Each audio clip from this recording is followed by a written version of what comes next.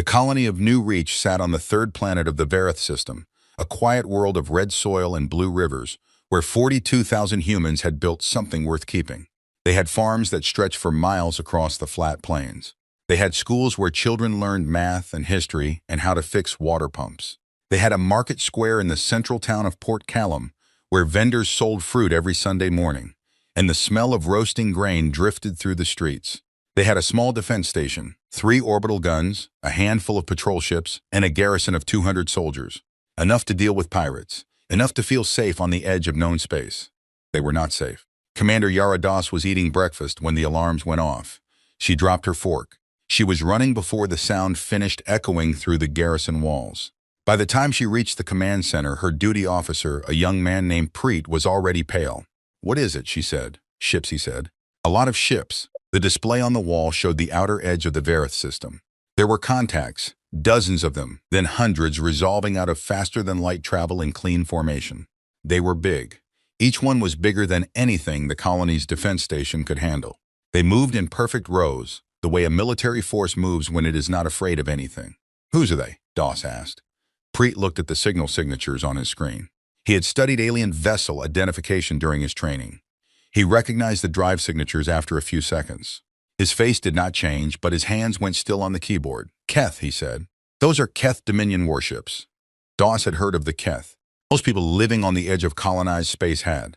They were an empire that had been expanding for 300 years, absorbing smaller species and pushing at the borders of anyone who did not push back hard enough. They had clashed with human ships twice before, small incidents along disputed transit lanes. Both times the disputes had been settled by diplomats. Both times the Keth had come away with something they wanted. "How many?" she said. "Counting now." Preet's fingers moved. 42.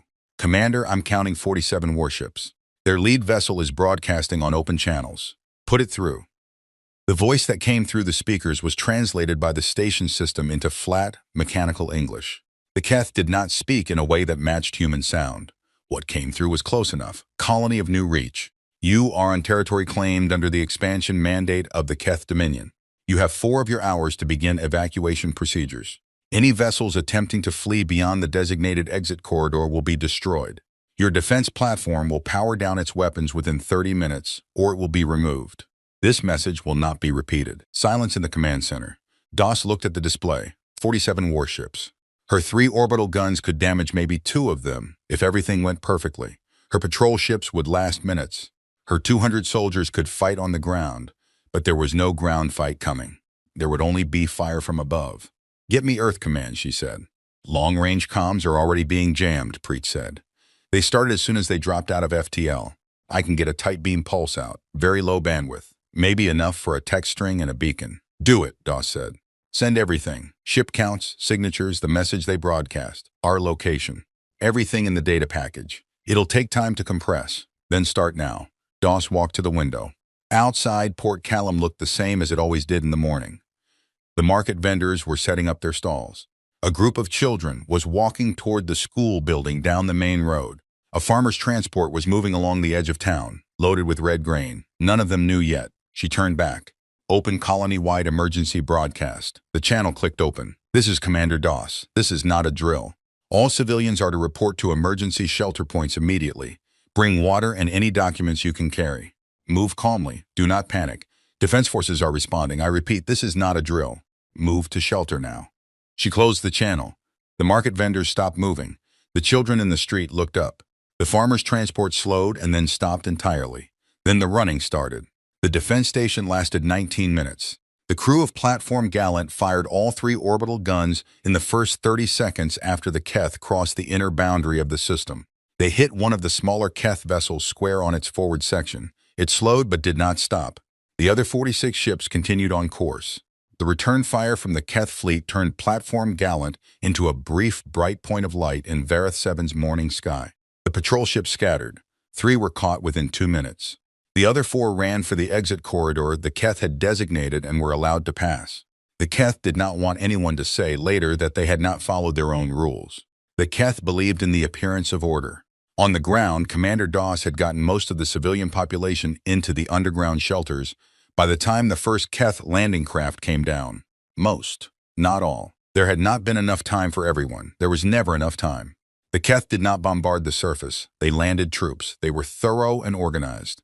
They moved through Port Callum and through the farming settlements and through every structure that showed signs of habitation. They took what they wanted. They destroyed what they did not. Commander Doss fought. Her 200 soldiers fought. They held 3 blocks of Port Callum for 6 hours before they were overrun. She was the last one standing in the central command building. She was wounded in her left shoulder and her left leg. She had used all her ammunition. She had a broken piece of a door frame in her hand. A Keth soldier came through the door. It was tall, wider than a human, with 4 arms and a ribbed exoskeleton the color of old bone. It looked at her. She swung the door frame. It took her down without much effort and left her on the floor. The Keth did not waste effort killing those who could not fight. They moved on. Doss lay on the floor of her command center and stared at the ceiling and breathed. The beacon was still transmitting. Preet had gotten it out. She had seen the confirmation light before everything went dark. The tight beam message and the locator beacon were moving through space at the speed of light, past the Keth jamming field, heading toward the nearest relay station. She had done what she could. The message reached the relay station at the edge of the Vareth sector 11 hours later. The relay station's automated systems processed it, recognized the emergency flag, and pushed it up the chain without waiting for human review. That was what the emergency protocol was designed to do. Speed first, verification later. 3 hours after that, the packet arrived at Sector Command on Brennan's World, a mid-sized human administrative hub with a population of 8 million and a naval base in its outer orbit. Admiral Cho Rin was in a meeting about supply logistics when her aide walked in and placed a printed sheet on the table in front of her without saying a word. Printed sheets were for things that could not wait for a screen. She picked it up and read it. The meeting stopped. The data was clear: a colony world, 47 Keth military vessels, a formal territorial claim, a destroyed defense station, 42,000 civilians. Cho Rin did not say anything for a long moment. She read the message twice. Then she folded the sheet and put it in her uniform pocket. "Clear the room," she said. "Leave Colonel Marsh and Captain Valdez." Everyone else left. The door closed. Cho Rin stood up and walked to the display wall. She brought up the maps. The Vareth system appeared in the corner of a larger grid that showed human-controlled space. 312 colony worlds, 17 home systems, 11 military sectors, and the long corridors of trade routes connecting them all. "The Keth hit a colony," Colonel Marsh said. He was a careful man who said what he saw and waited for other people to add meaning. "A colony with 42,000 people on it," Valdez said. She was younger than Marsh and not careful at all. Her voice had something hard in it already. "Yes," Cho Rin said. "This is the 3rd border incident in 8 years, Marsh said. "The first 2 were resolved diplomatically. The first 2 did not involve landing troops on a human colony world," Cho Rin said. The room was very quiet. She pulled the sheet from her pocket and placed it on the table. "The beacon data includes Keth vessel identification. Drive signatures match known Keth Dominion military vessels, not privateers, not rogue actors, fleet vessels." "This was an authorized action," Marsh nodded slowly. "I am forwarding this to Earth Command with my assessment and my recommendation," Cho Rin said. "I will be recommending a full military response." Valdez looked at her. "A full response? Do you mean what I said?" Cho Rin looked at the map, at the scale of it, at the hundreds of glowing points that were human worlds. "The Keth Dominion has been testing our borders for 30 years. They tested twice," we answered with diplomats, "and they read that as permission to push harder. They have now landed troops on a human colony and displaced or killed 42,000 of our people." She let the silence sit for a moment. "If we answer with diplomats again," she said, "we will lose another colony within 2 years, and another after that. And they will not stop because we keep showing them that the cost is acceptable." She turned away from the map. "The cost must not be acceptable," she said. "We will send Earth Command the full data package. We will include my recommendation, and then we will wait." The message reached Earth 7 hours later. Earth was 17 light-years from Brennan's World, and the relay network was fast. In the Security Council chamber in Geneva, on a planet that humans had lived on for all of recorded history and before, the representatives of the 12 governing bodies of human space sat around a curved table and read Admiral Cho Rin's message in silence. Secretary General Amara Thill read it twice. Then she put it down on the table. 42,000 people, she said. "Yes," said the defense minister beside her. "On a world they have been building for 11 years. Yes." She looked at the defense minister. He was a man who had spent 40 years in the military before moving to government. He had a face that had learned not to show much. "What are our options?" she said. He had prepared for this. He had prepared for this kind of moment for a long time, the way any serious military organization prepares, for the thing it hopes will never come but knows eventually will. We have three options, he said. 1. Diplomatic protest and a demand for withdrawal paired with economic sanctions.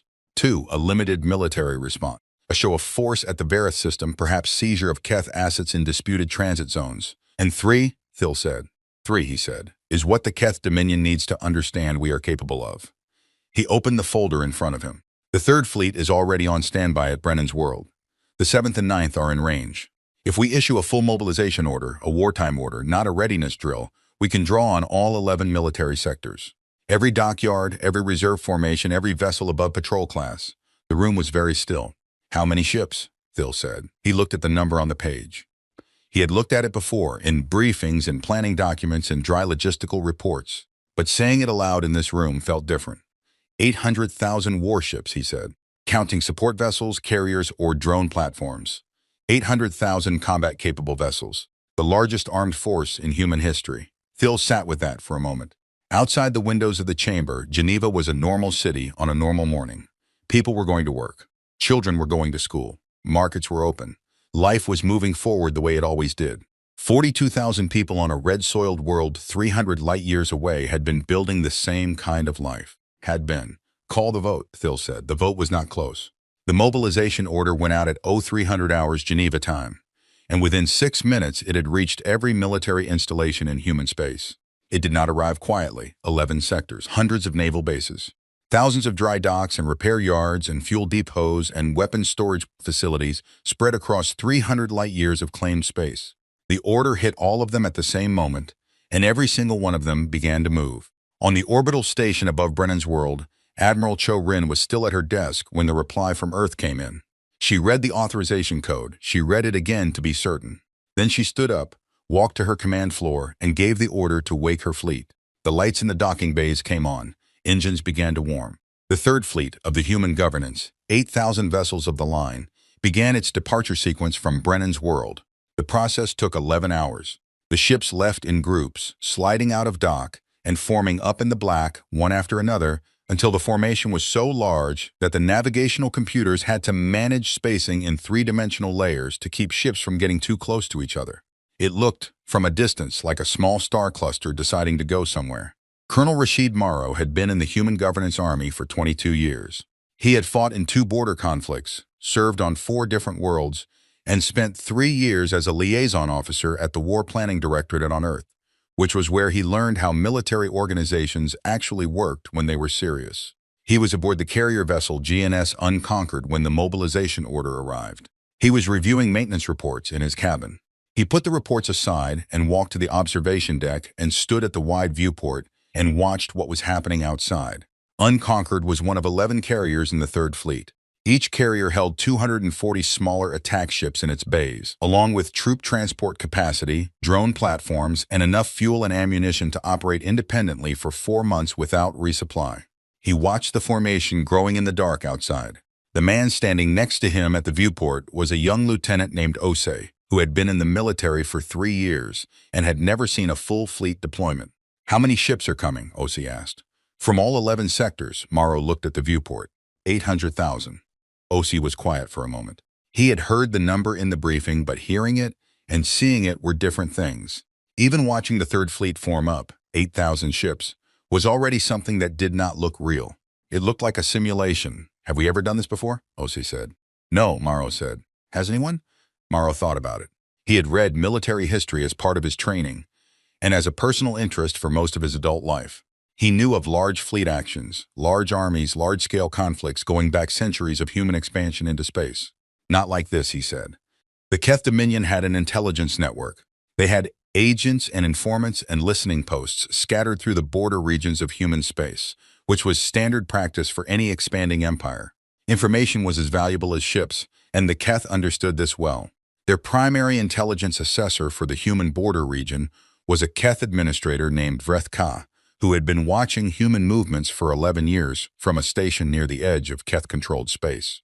Vreth Ka was experienced and cautious and took a measured view of most things. When the first reports came in about the mobilization order, Vreth Ka flagged them as significant but not alarming. Humans responded to territorial actions with political noise. It was expected. The Expansion Council back in Keth space had anticipated a political response. Protests through diplomatic channels, possibly a formal objection filed with the multi-species mediation bodies, perhaps economic pressure on Keth commercial vessels in shared transit lanes. Then the second wave of reports came in. Vrethka read through them carefully. Reports from multiple listening posts. Reports from informants at human docking facilities. Fuel requisitions, weapons transfers. Dry-docked vessels suddenly being brought back to active status. Reserve formations being called up. A construction alert on 3 of the largest shipyards in the Brennan sector. Working around the clock. Vrethka looked at the numbers for a long time. Then Vrethka sent an urgent message to the Expansion Council. Not a flagged report, an urgent message. The difference was significant in the Keth bureaucracy. The message said this is not a political response. Recommend immediate review. Back in human space, the ships kept coming. The 7th Fleet departed from the Orion Reach sector, sweeping through 3 transit corridors in formation. The 9th Fleet moved out of its bases near the Halcyon worlds, 90,000 vessels in a column that stretched across 4 light hours of space. The reserve formations, older ships refitted and restocked, joined the main bodies at assembly points designated in the mobilization plan. The mobilization plan had been written 40 years ago by a committee of military planners who believed, as military planners always do, that the worst case should be prepared for even if no one expected it to happen. The plan had been revised every 5 years since. It had been tested in simulations. It had been reviewed, updated, argued over, and revised again. Nobody had thought it would ever actually be used. It was being used now. Commander Yara Doss, who had survived the fall of New Reach with a broken shoulder and a limp she would carry for the rest of her life, was transferred from Keth captivity to a neutral medical station 6 weeks after the attack, as part of a brief prisoner exchange the Keth agreed to before they understood what was happening. She arrived thin and quiet and slower than she used to be. She was debriefed at a military hospital on Brennan's world. She answered every question they asked her. She gave them everything: the exact timing of the attack, the formation the Keth ships had used, the way their landing troops had moved through the streets, the weapons they had carried, the behavior of individual soldiers. Every detail she had stored in her memory during the hours she had spent on the floor of her command center. The intelligence officers thanked her and left. She sat alone in her hospital room for a while. Then a junior aide came in with a data tablet and showed her the current state of the mobilization. Ship counts, sector deployments, fleet positions. She looked at the numbers, at the scale of what was assembling out in the dark. "When did this start?" she said. "The order went out 6 days after the attack, Commander," the aide said. 6 days. She had been in Keth custody, not knowing. She had assumed the response would be what it had always been before: protest, diplomatic notes, maybe sanctions. She looked at the screen for a long time. "Good," she said. Her voice was flat and quiet and did not need to be anything else. On Earth, the Secretary General was facing pressure from 2 sides. Several of the governing bodies had signed the vote for full mobilization, but now that the machinery was actually in motion, some of them were sending representatives to her office to ask if there was still time to open a diplomatic channel. The Keth had not responded to the mobilization with any direct communication, which some read as fear and others read as indifference. Either way, the argument was made. Perhaps the fleet itself was enough. Perhaps showing 800,000 warships was the message, and the ships would not actually have to fight. Thill listened to all of them. She sat in meetings and heard their arguments. She understood their concerns. War was not a small thing. 800,000 warships crossing human space toward Keth territory was not a small thing. People would die, not just soldiers. War always spread further than its intended edges. She understood all of it.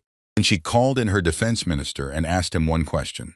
If we stop now, if we pull back, open talks, accept a settlement that lets the Keth keep what they took at Verath, what happens in 5 years? He did not hesitate. He had the same answer Cho Rin had given weeks before, and the same answer the war planners had put in every long-term threat assessment for the past 30 years. They test again, he said. Further harder. Against a world with more people on it. She nodded. Then we continue. The fleet assembly took 63 days. 63 days of ships moving through transit corridors, lining up at rally points, fueling and arming and running final systems checks. 63 days of dock workers and logistics officers and supply chain managers working around the clock to push food, water, fuel, and ammunition into the largest military formation in the history of human civilization. At the end of 63 days, the fleet was ready. Admiral Cho Rin had been given command of the overall operation. She accepted the appointment without ceremony. She had a job to do. Ceremony was for after. She stood on the command deck of her flagship, the GNS Remorseless, and looked at the tactical display. The display showed the assembled fleet in simplified form, thousands of dots arranged in the rough shape of an advancing column, broken into sub-fleets and task groups and specialized formations. 800,000 warships. Plus the drone platforms, 3 million autonomous combat drones, each one the size of a small patrol ship, networked together and capable of operating without direct human input. Plus the carrier groups, each one holding hundreds of smaller vessels in its bays. Plus the artillery ships, which were not subtle things.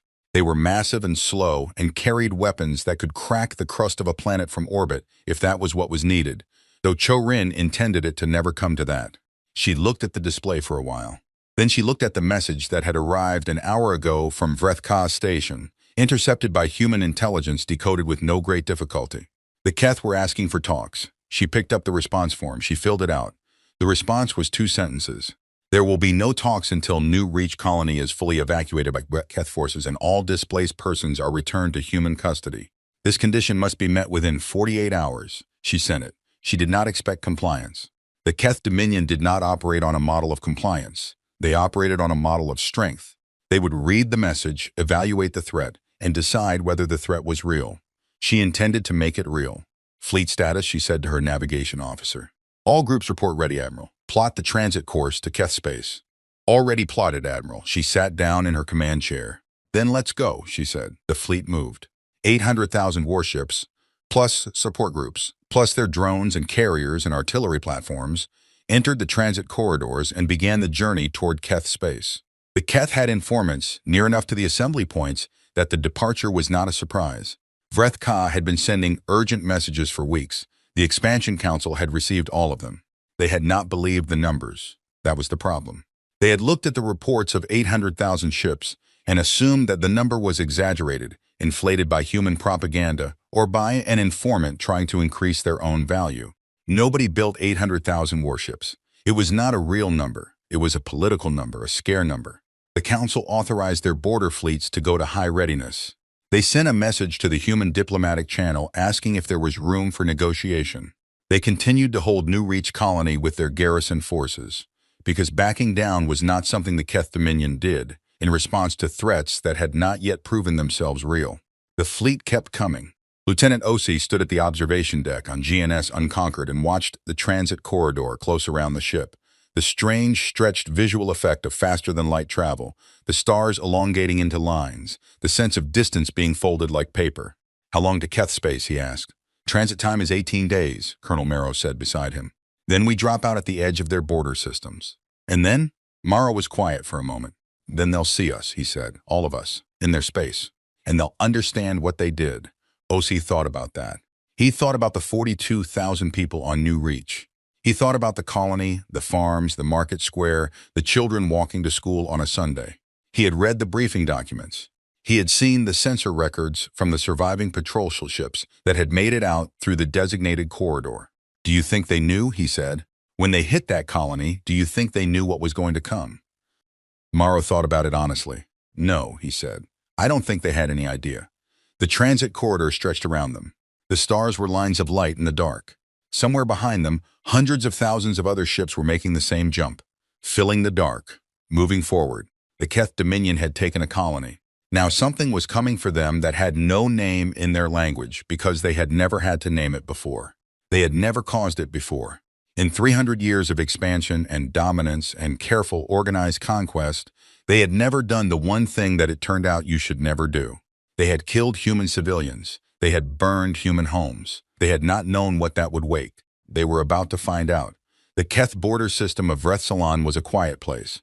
It held 2 inhabited worlds, a Keth administrative planet and a small mining colony for a subject species called the Veth, who had been under Keth authority for 80 years. There was a military station in the outer orbit of the system's largest gas giant, and a patrol fleet of 200 vessels that swept the border lanes every 40 standard hours. The patrol captain on duty when the human fleet arrived was a veteran officer named Keth Orath, who had spent 20 years in border service and had seen most of what the border had to offer. He had dealt with human ships before, small ones usually, traders and scouts and the occasional military patrol that wandered too close. Humans were manageable. They were loud in diplomatic channels and quiet in person. Kethorath was running his standard patrol sweep when his sensors lit up. 1 contact, then 10, then 100. Then the numbers stopped making sense. His sensor officer read out the count and then stopped and read it again and then turned and looked at Kethorath with an expression that Kethorath had not seen on a trained officer's face before. "How many?" Kethorath said. "The count is still climbing," the sensor officer said. "I don't. It's still climbing, Captain." The contacts were dropping out of transit all across the approach vector. Not in a line, in a wall. A 3-dimensional wall of ships spreading across the boundary of the system in every direction, filling the sensor display from edge to edge. The patrol station's automated systems were trying to assign tracking identifiers to each contact and failing to keep up with the rate of arrival. "Get me the border command," Kethorath said. "Sir, the border command is already calling us." He took the channel. The border command's duty officer sounded exactly the way Kethorath felt, like someone who had just looked out a window expecting to see a street and had instead seen the ocean. "What is your contact count?" the border commander said. "Still climbing," Kethorath said. "We're past 100,000. The system is still tracking." A long silence. "Hold your position," the border commander said. "Do not engage. I am contacting the Expansion Council." The message reached the Expansion Council 19 minutes later. It was flagged at the highest emergency level the Keth communication system had, a level that had not been used since the internal civil conflict of 80 years before. The council was in session, a routine meeting about supply chains for the outer expansion territories. The session stopped. Council head Vreth Ammon read the message. He was a political creature, not a military one, which meant he was good at managing information and bad at absorbing things that fell outside his understanding of how the world worked. He read the message twice. He looked at the attached sensor data from the border station. 800,000 ships. He looked at his military advisor, High Commander Sorrel Keth, who was the most experienced military mind in the Dominion and who had served for 50 years. Sorrel Keth was already looking at her own data feed. Her face was the careful, controlled face of a soldier who had trained away most visible reactions. But her hands on the table in front of her were very still, and the stillness was its own reaction. "Is this real?" Vreth Ammon said. "Yes," Sorrel Keth said. "Our border intelligence said the mobilization numbers were likely exaggerated. Our border intelligence was wrong." He looked at the display again. The contacts were still arriving at the border system, still dropping out of transit. The sensor data showed them spreading outward from the initial entry point like a tide filling a bay. "Can we fight them?" he said. Sorrel Keth was quiet for a moment. She was doing math in her head, real math, not the optimistic math of political documents. The Keth Dominion's total military fleet was approximately 80,000 warships. It was a number that had made them the dominant power in their region of space for 3 generations. It was a number that, up until this moment, had been comfortably larger than any force they might need to deal with. The humans had 10 times that number at the border right now. "No," she said. The word landed on the table like something solid. The human fleet had been at the border for 4 hours when the Keth opened a communication channel. Admiral Cho Rin was on the command deck of Remorseless. The channel opened, and the translated voice of a Keth official came through. "This is High Commander Sorrel Keth of the Keth Dominion Defense Forces. I am requesting to speak with the commanding officer of the human fleet." "You are speaking to her," Cho Rin said. "I am Admiral Cho Rin." A brief pause. "Admiral, we wish to discuss a resolution to the current situation at Vareth 7. The Expansion Council is prepared to withdraw military forces from the colony in exchange for a ceasefire and the opening of formal negotiation." Cho Rin looked at her communications officer, who was recording everything. "I sent a condition before the fleet departed," she said. "Full withdrawal from New Reach and return of all displaced persons. That condition has not been met. The Keth garrison is still on the planet. Our people are still in your custody. We are prepared to begin that process as part of an agreement," Sorrel Keth said. "We ask that the fleet withdraw to a neutral distance while the process is underway." "No," Cho Rin said. "Silence on the channel. Admiral, you will withdraw your forces from New Reach colony without conditions," Cho Rin said. "You will release all human prisoners in your custody without conditions. You will do both of these things within the next 24 hours. These are not negotiating points. They are requirements. If they are met, the fleet will hold its position and we will then discuss what happens next. If they are not met, the fleet will advance." Another silence. "If the fleet advances into Keth space, this becomes a war," Sorrel Keth said. "Yes," Cho Rin said. "You would start a war over one colony?" Cho Rin thought about 42,000 people. She thought about Commander Yara Das, on the floor of her command center. She thought about children walking to school on a Sunday morning on a red-soiled world. "You started this," she said. "We are just deciding how it ends." She closed the channel. 21 hours later, the Keth had not complied. The Expansion Council had argued through the night. Sorrel Keth had pushed for compliance. She had laid out the military situation in terms that did not leave room for comfortable misreading. Vreth Ammon had pushed back. The Dominion did not comply under threat. If they complied under threat, every species on the border would see it.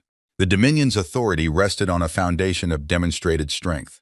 To back down from a threat was to invite every subject species and every border nation to test them. Vreth Ammon's argument was not wrong. It was just addressed to a problem that was no longer the main problem. Sorrel Keth understood this. He made the argument again, more clearly. The fleet had not moved during the 21 hours. It had held position at the border system, filling the sensor space of the Keth border station with 800,000 contacts. But it had not come further in. When the 24-hour mark passed, it moved. Kethoreth watched the display. The fleet had been sitting at the border for most of a day, a wall of contacts so large that his sensor team had stopped trying to track individual ships and was just monitoring the overall mass of them. It was like watching a storm front. The individual raindrops didn't matter. The front mattered. When the front began to move, his communications officer was already on the channel to Border Command. "They're advancing," she said. "I see it," Kethoreth said. He watched the contacts come forward. His 200 patrol ships were still in formation. They had been told to hold position and not engage unless fired upon. He intended to follow those orders. 200 ships against 800,000 was not a military decision. It was a footnote. The human fleet came in without firing a shot. It did not need to fire a shot. The border patrol moved aside. The mining colony on the inner world transmitted a surrender signal before anyone asked for one. The military station near the gas giant powered down its weapons. The human fleet passed through the Vreth Solon system and kept going.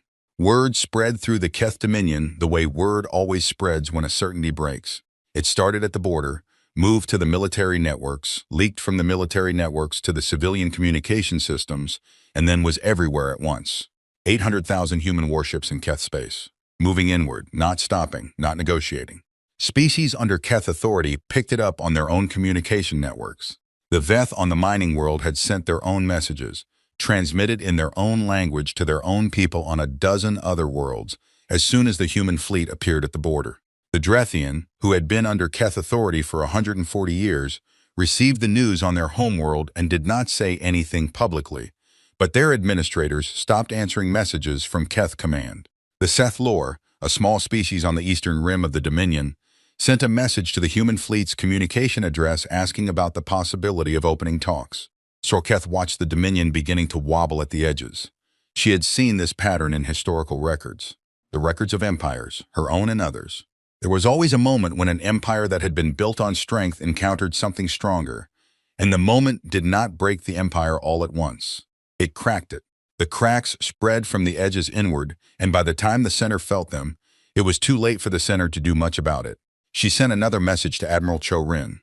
"Our fleet will not oppose your advance," she said. "I am asking only that you agree to a formal surrender process rather than an uncontrolled advance, for the safety of civilian populations on both sides." Cho-Rin read the message on her command deck. She thought about it for a few minutes. She called her senior officers. She asked for their views. Colonel Rashid Morrow, aboard the carrier Unconquered, was patched into the discussion. He listened to the debate and then said the people of New Reach didn't get a formal process. No one argued with that. But Cho-Rin was not a person who let anger run the operation. Anger was for after. "We will observe a formal surrender protocol," she replied to Sorrel Keth. "Any Keth military vessel or installation that powers down its weapons and transmits a surrender signal will be treated according to the laws of war. Civilian populations will not be targeted. We are not here to burn worlds. We are here to end the force that burned ours." She paused, then added one more line. "Release New Reach colony. All prisoners now. Not in 24 hours, now. Do this and we will talk about what comes after. Don't do it and we will talk about nothing." The reply from Sorrel Keth came back in 30 minutes. "The withdrawal order has been issued to the New Reach garrison. Prisoner release orders are being transmitted. I am personally guaranteeing compliance. I ask that you acknowledge receipt so that I can show this acknowledgement to the council." Cho-Rin acknowledged it. Then she looked at the tactical display and the fleet and the deep space ahead of her. And she said nothing for a while. Lieutenant Osi was on the command deck. He had been assigned there as part of an observer rotation. He had been watching. He had seen everything. "Is it over?" he asked Colonel Morrow quietly, so that the admiral would not hear. Morrow looked at the display. The fleet was still moving. The Keth border was behind them. The interior of Keth space was ahead. "The colony is being released," he said. "That part is over, but the fleet is still going forward," Osei said. "Yes," Morrow said. "Then what are we going toward?" Morrow thought about the 30 years of test and push and diplomatic settlement. He thought about the pattern of it. He thought about what Cho-Rin had said in the briefing, not to the public, not to the Keth, but to her senior officers before the fleet left human space. She had said, "A lesson is only learned when the cost of forgetting it is too high. We're going to make sure they don't forget," Morrow said. The fleet kept moving.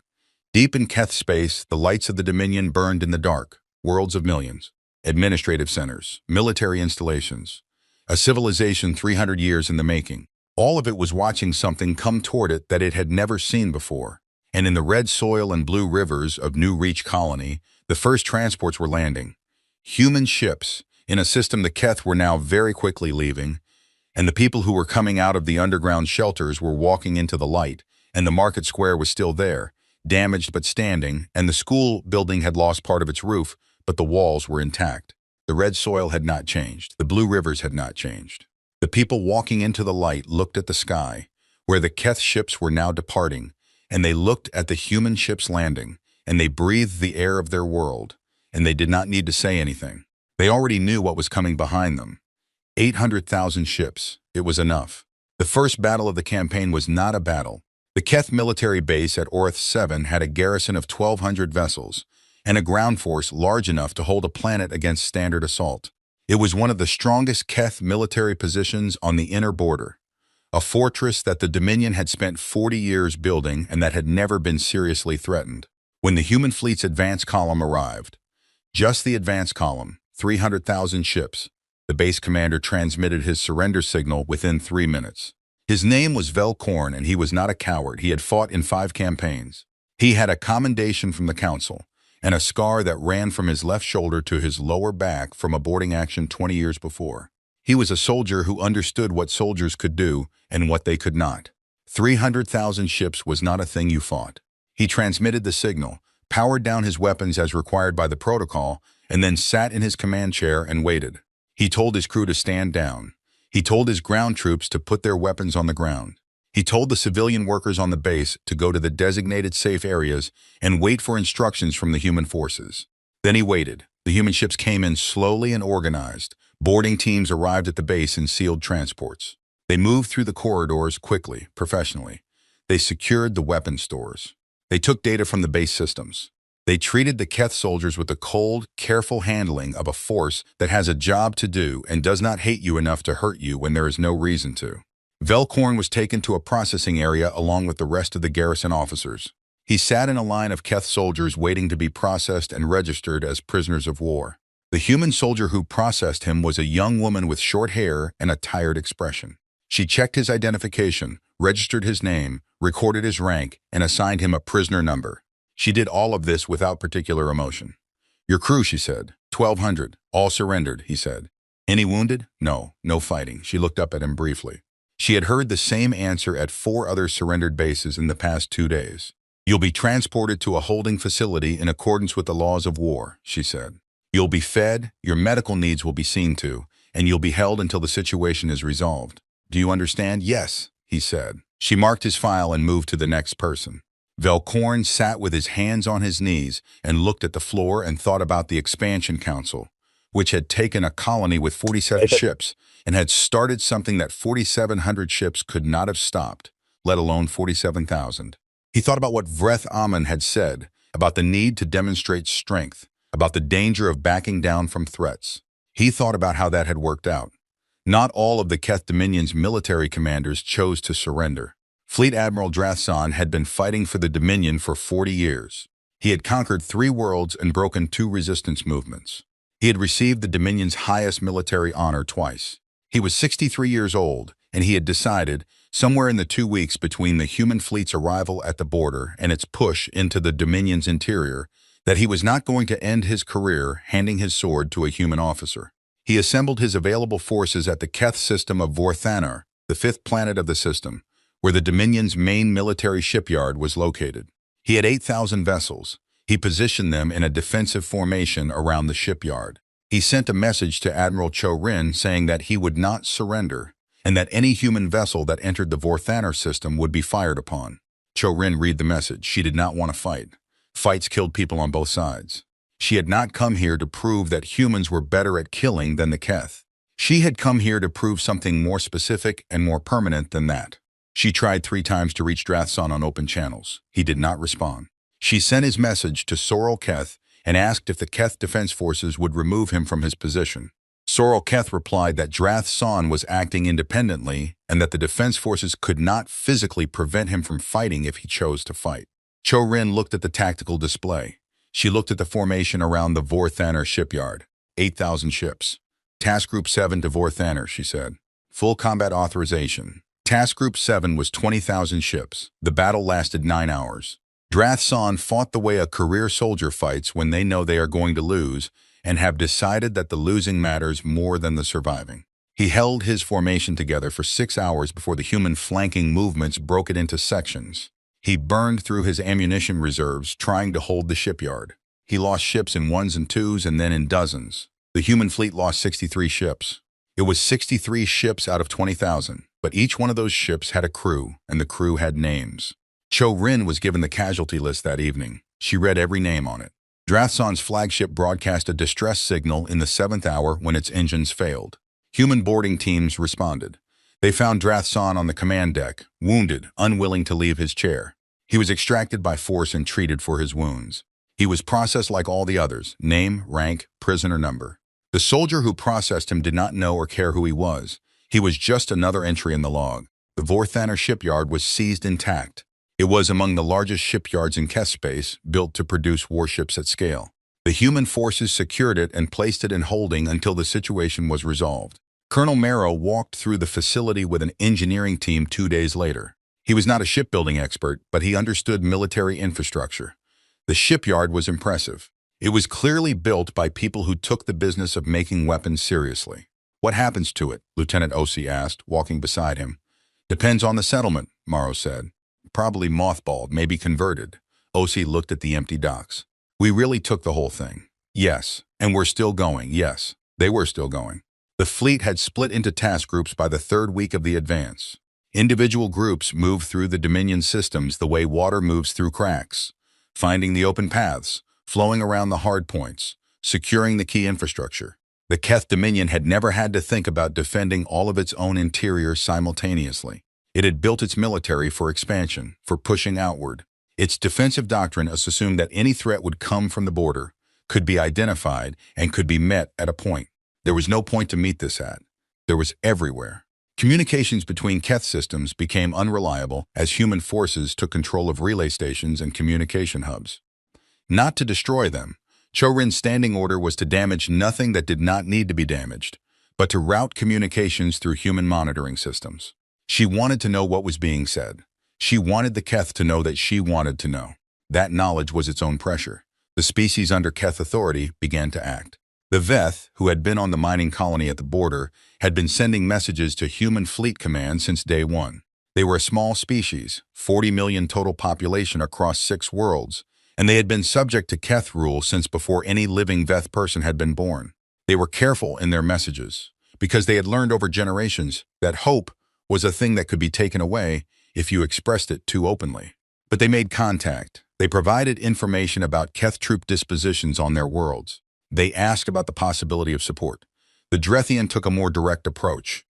On the 2nd Keth administrative world, a planet called Kethvoral, the Drethian administrative workers, who the Keth had employed for decades because they were efficient and cheap and had no history of resistance, simply stopped working on the day the human fleet reached the system. Not a strike, not a protest, they just stopped. They went home. Every Drethian in every Keth-controlled facility on the planet went home and stayed there. The Keth administration on the planet tried to find replacement workers. There were none. The Keth had not planned for this, because the Drethian had never done this before. In 80 years of administration, there had been no mass work stoppage. The human fleet arrived at the system 2 days later and found the Keth administration paralyzed and the planet's infrastructure running on skeleton operations. High Commander Sorrel Keth, watching from her command post, added another line to the list of things that had gone wrong. In the fourth week, Vrethaman called a full council session. The agenda was simple. The human fleet was now past the outer and middle ring of Keth systems. It had encountered serious resistance at only 2 points: Vorthanor, where Drathsan had chosen to fight, and a second engagement at the border of the Keth home system cluster, where a group of commanders who did not report to Soral Keth had attempted to organize a combined defense. The combined defense had lasted 14 hours. Vrethaman looked around the table at the council members. Some of them had been with him since the beginning. Some of them had voted for the New Reach operation enthusiastically. They had believed sincerely that a quick territorial acquisition would strengthen the Dominion's position and give it leverage in ongoing border disputes with 3 smaller human sector entities. They had believed the humans would respond the way every other species had responded. Protests, diplomacy, eventual acceptance. It had seemed so certain. The military situation is unrecoverable, Soral Keth said. She was not being dramatic. She was a soldier describing a field. The human fleet is moving toward the home systems. Our available forces cannot stop it. 3 of our border allies have already sent notes of neutrality to the human fleet command. The Veth are cooperating with the humans actively. The Drethian have stopped functioning as a controlled population. The supply chains for the outer expansion territories are breaking down because the humans now control the transit corridors. She looked at the council. We have one option available that is not worse than all other options, she said. Everyone in the room knew what the option was. Nobody wanted to say it first. Vrethaman looked at the tactical display on the wall. The display showed the Keth home system cluster, 5 worlds, billions of people. The center of the Dominion, the beating heart of 300 years of history and power and expansion. The human fleet was 3 transit jumps away. He thought about the colony on Vareth 7, 42,000 people. A market square, children walking to school. He thought about how simple the decision had seemed at the time. Open a channel to Admiral Cho Rin, he said. The channel opened. He had prepared a statement. A diplomatic statement, carefully worded, that framed the request in terms of mutual interest and the shared desire to prevent unnecessary loss of life. He had written it himself. He had practiced it. He looked at the image of Cho Rin on the channel and began speaking. She let him finish. I hear your request, she said. I want to be clear about what I am prepared to discuss and what I am not. Her voice was level. It had been level in every communication he had heard from her. He did not know if this was a military manner or simply her manner. He suspected it was both. I am prepared to stop the fleet's advance immediately, she said. If the Council agrees to a formal surrender and accepts the terms of a settlement that my government will present. If you agree in principle now, I will halt the advance and give you time to review the terms before signing. He breathed. And if we don't agree, he said. She looked at him across the channel. Then the fleet continues, she said. And we have this same conversation in 3 days, when we're closer. He had nothing to say to that. We agree in principle, he said. The fleet stopped. The guns went quiet. And in the silence, the stars were full of human ships. The settlement negotiations took 11 days. They were held aboard a neutral station in the Vorthanor system, the one with the captured Keth shipyard. Because Cho Rin chose the location, and she chose it deliberately. Every time the Keth delegation looked out the station's viewports, they could see the sea shipyard floating in the dark with human vessels moving in and out of its docks. It was not subtle. It was not meant to be. The Keth delegation was led by Soral Keth, not Vrethaman. He had asked to lead it himself, as head of the council, and Soral Keth had told him, with the particular calm of a military person explaining something to a politician, that he should not be at the table, that his presence would complicate things, that she had a better chance of reaching an agreement that the Dominion could accept. He had not argued. He had lost the authority to argue about much. Soral Keth sat across from Admiral Cho Rin and the human government's chief negotiator, a small, quiet woman named Dr. Farah Elend, who had spent 30 years doing exactly this kind of work. Elend did not look like the person who was going to rewrite the terms of an entire empire's existence. She looked like someone who taught mathematics at a small university. She had kind eyes and a voice that stayed calm no matter what was said across the table. The first 3 days were spent on the framework, what was on the table and what was not. What was not on the table, the dissolution of the Keth Dominion. Cho Rin had made this clear in the opening session. Humans were not here to destroy a civilization. They were not going to take Keth worlds or install human administration over Keth people. The Dominion would continue to exist as a political entity. Soral Keth listened to this and said nothing, which was itself a kind of answer. The relief of someone who had been bracing for worse. What was on the table? Everything else. The full text of the settlement was long and detailed. in the way that serious agreements always are. But the core of it was simple enough to say in a few sentences. The Keth Dominion would withdraw from all territories it had occupied by force in the past 50 years that belonged to species that had not voluntarily joined the Dominion. This included the worlds of the Veth, the Drethian, and 9 other species.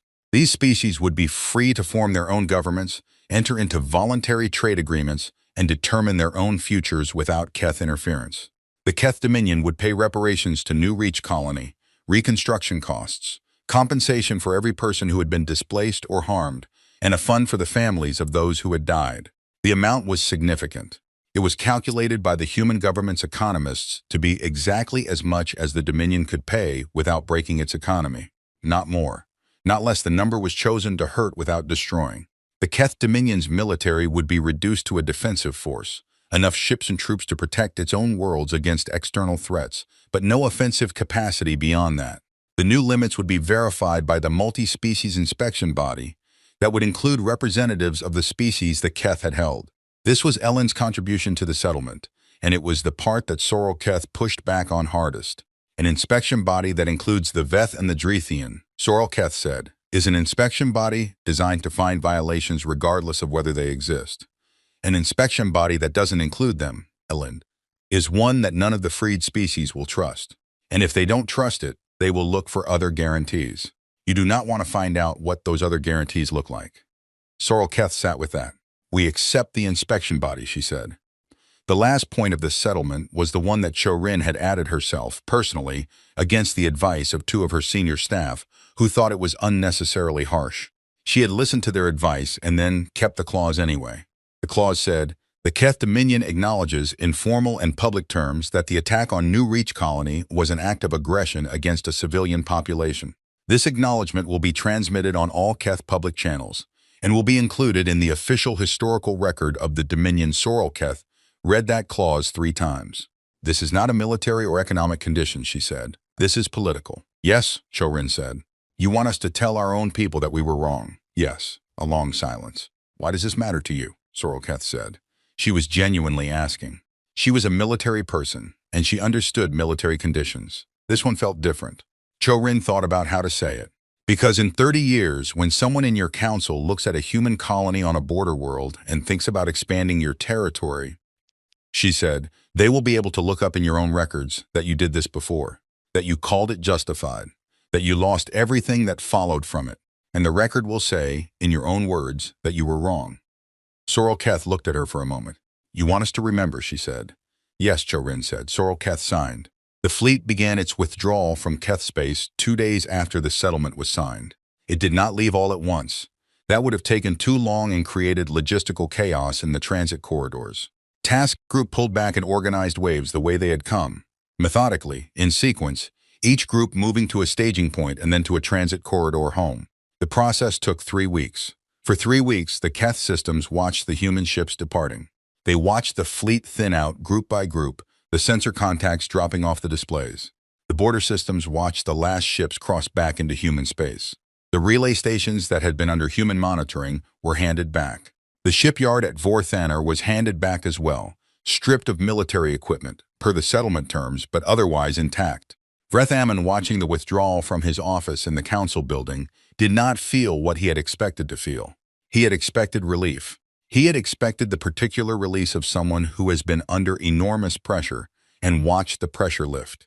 He felt something older and quieter than relief. He thought about the 42,000 people on New Reach. He thought about the meeting where the Expansion Council had discussed the Verfastum. One of many systems discussed that session, reviewed for territorial value, assessed for risk, approved for action. A routine meeting. A routine decision. He had not thought much about the people living there at the time. It had not seemed like the relevant information. He thought about it now. The freed species were watched closely by everyone in that region of space. The Veth were first. They were the smallest 40 million people, 6 worlds, no military to speak of. Within 3 months of the settlement, they had held the first free elections in their recorded history. The result was a government that looked, by human political standards, fairly chaotic. Multiple parties, no clear majority, loud public arguments about everything. It looked like freedom. The Drethian were more cautious.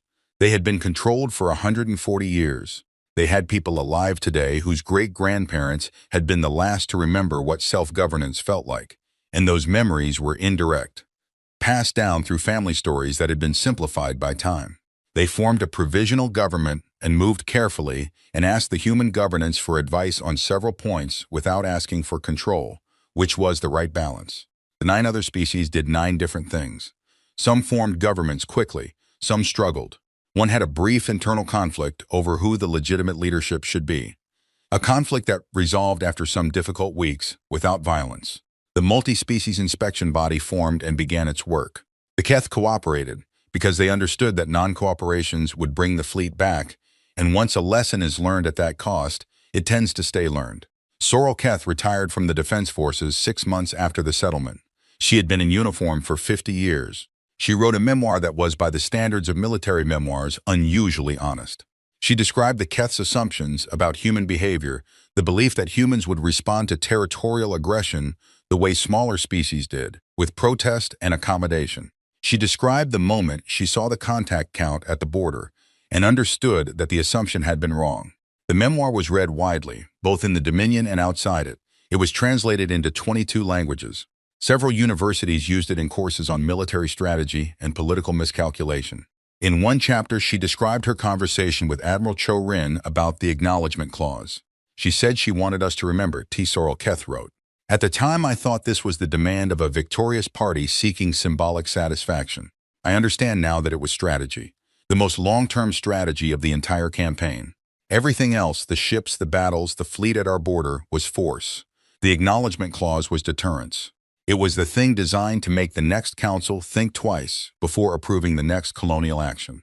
It cost the humans nothing. It will cost any Keth leader who forgets it everything. That is elegant. I wish I had thought of it. Admiral Cho Rin returned to Earth 6 months after the fleet withdrew. There was a ceremony. There were speeches. The Secretary General spoke about the campaign and about its outcome, about the freed species, about the settlement, about the 42,000 people of New Reach who were rebuilding their colony on their red-soiled world. Cho Rin sat in the front row and listened to all of it. She was in her dress uniform, which she wore rarely enough that it still felt slightly strange. She was 61 years old, and she was tired in the way that people are tired after a thing is finally done. Not the exhaustion of effort, but the settling weight of completion. She thought about the 63 ships she had lost at Vorthanner, the names on the casualty list. She thought about that every day. She would probably think about it every day for the rest of her life. That was the weight you carried when you sent people into a fight, even a fight that needed to happen. When the ceremony was over, a young reporter caught her at the edge of the hall and asked if she had a moment. She had a moment. What was the most important decision of the campaign? The reporter asked. She thought about it. The mobilization order. The refusal to halt the advance when the Keth first asked. The condition she had set. The acknowledgement clause. Stopping, she said. The reporter looked confused. Stopping? When Vreth called and asked to surrender, we stopped. The fleet was 3 jumps from their home systems. We could have kept going. We could have taken everything. She looked at the wall of the hall for a moment. We stopped. Why does that matter? The reporter said. Because the galaxy is watching, she said. It has been watching since the first ship crossed the border. Every species within range of a newsfeed has been watching what we do. They needed to see that we could be stopped, that we chose to stop, that we are not an empire looking for an excuse. She looked at the reporter. The fleet was the message to the Keth, she said. Stopping was the message to everyone else. Commander Yara Das was back on New Reach Colony when the reconstruction was mostly complete. She had been offered a promotion and a posting at Sector Command. She had considered it for about 4 days before declining. She had told her commanding officer that she had a job to finish. He had not argued. The market square in Port Callum was rebuilt. The roofing on the school building was repaired. The farms were coming back. Some of them had been damaged in the fighting. Some had just been neglected for months. But the red soil was good and the blue rivers still ran clear. On the first Sunday after the market reopened, she stood at the edge of the square and watched the vendors set up their stalls. Fruit and roasted grain, and the small, handmade things that people make when they live somewhere long enough to care about it. Children were running between the stalls. The smell of roasting grain was in the air. She had a limp. She would always have it. The shoulder had healed mostly, but mostly was its own kind of answer. She bought a piece of fruit from a vendor and ate it standing in the sun. The sky was clear. Somewhere up there, past the blue of the atmosphere, past the thin cold space above, past the transit corridors and the relay stations and the long reach of known space. The fleet was back at its bases. 800,000 warships, resting, waiting, ready if they were ever needed again. She hoped they were never needed again. She did not think the galaxy would make that mistake twice. The vendor next to her was an old man who had been on New Route since at the beginning, 11 years ago, when the first transports had landed, and people had looked at the red soil and the blue rivers and decided to make something of it. He recognized DOS. Most people on the colony did. "We came back," he said. He was not saying it to her specifically. He was saying it to the square, to the market, to the morning. "Yes," she said. He nodded. He went back to arrange his fruit. She ate hers in the sun. The colony lived. The stars were quiet. And in every government building, in every civilization within broadcast range, in every intelligence file and military briefing and strategic assessment of every species that had watched what happened, in all of it there was a new entry, a new fact, a new line in the calculation of what was and was not worth doing.